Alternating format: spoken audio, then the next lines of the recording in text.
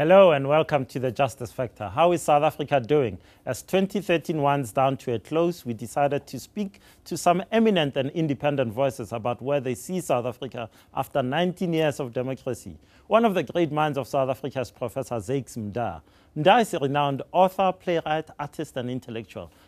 Professor Mda has won major South African and international awards for his novels and plays. Mda commutes between South Africa and the US as professor of creative writing at Ohio University, beekeeper here in the Eastern Cape, dramaturge at the Market Theatre, and a director of the South African Multimedia AIDS Trust. His 7 novels have won him the Africa Commonwealth Writers' Prize and South Africa's Sunday Times Fiction Award, among many, many others. Mda is active on Twitter, where his handle is @ZakesMda.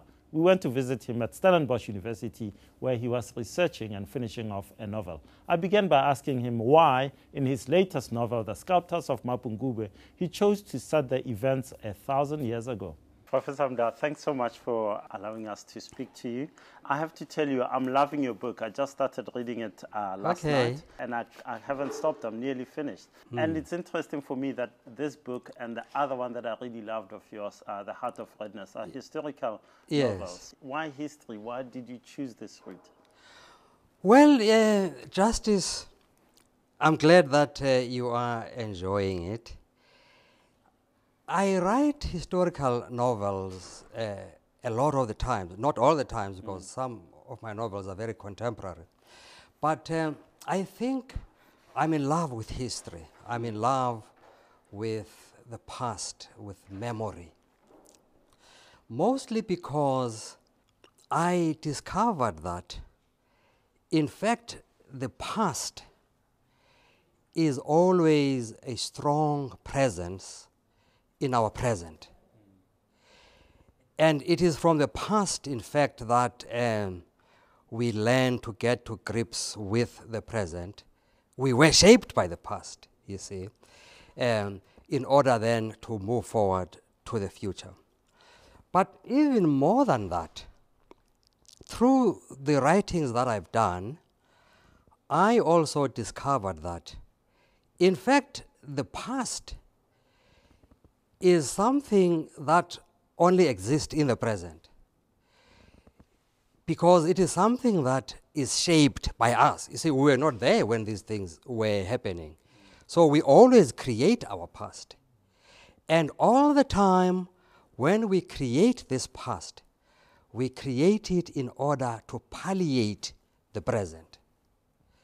That is why then in my fiction, in fact, I don't talk about the past just for its own sake, that, oh, look how glorious it was.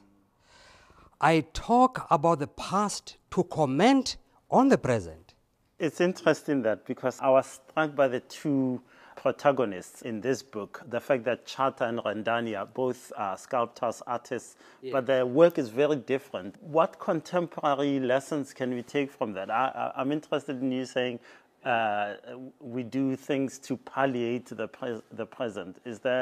Are you saying something about, for example, the controversy around the spear?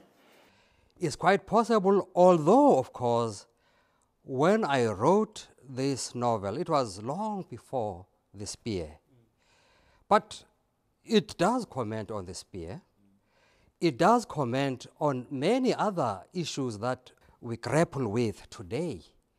It does comment, for instance, on an issue whereby a cabinet minister goes to open an exhibition of a world-famous South African photographer.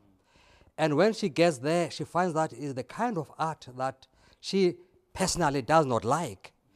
And then she gives it a label. She calls it pornography. And then she refuses to open that exhibition or to have anything to do with that.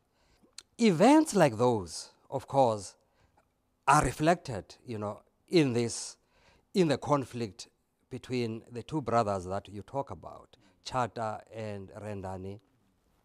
Because Rendani, for instance, is a traditional artist who keeps, to the art forms of his ancestors and does not change from that.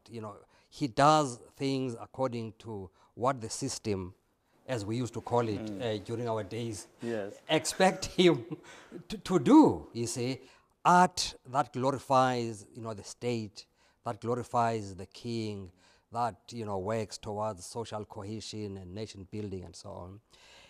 Chata, on the other hand, wants to experiment, wants to open new ground and use imagination to create new forms of art that have never been seen before in that town of Mapungubwe.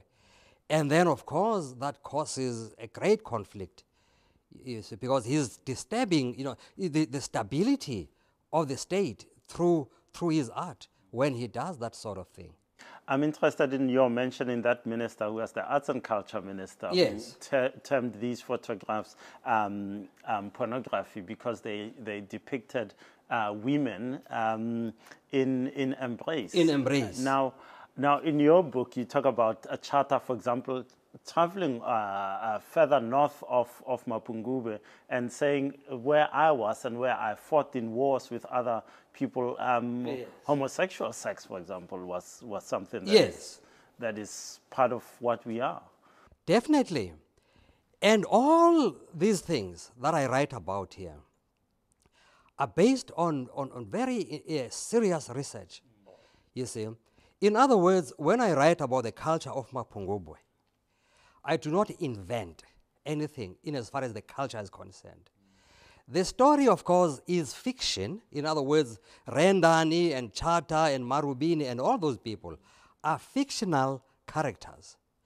But they function in a culture that I recreated, but a culture which is informed by the culture that existed then. I don't make them do anything that would not have been done by the people that time. So when Chata travels to Arabia, to Mogadishu and so on, it is precisely because people did those travels. Although, of course, travels tended to be one way. In other words, it was the people from Arabia and from Kilo, the Swahili people, who came to Mapungubwe to trade. It was very few instances where somebody would leave Mapungubwe to go to those places. So Chata challenges, that order of things, and actually gets a ride, from one of the Arab people or the Swahili people, and goes to Mogadishu and so on. And when, in fact, he goes to join the Azande army, and he finds that, in fact, part of their culture is that when these warriors come back from war, they are rewarded, with male-to-male sex. And that's part of the culture, you see. And he's amazed, of course. And you see... Our minister won't be happy with your book. He won't be happy, but then he must quarrel with the African culture, because that was African culture, that practiced that kind of homosexuality. It is homosexuality then that was eliminated by the French when they took over and introduced their homophobic laws and so. In the same way that in our part of the world, homophobic laws were introduced by the British. There was no homophobia here.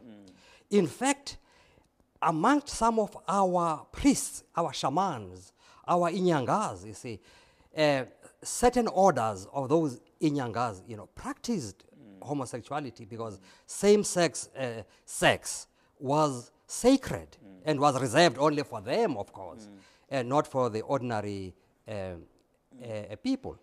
After the break, we continue our conversation with Professor Zakes Mda. News that moves. ENCA.com.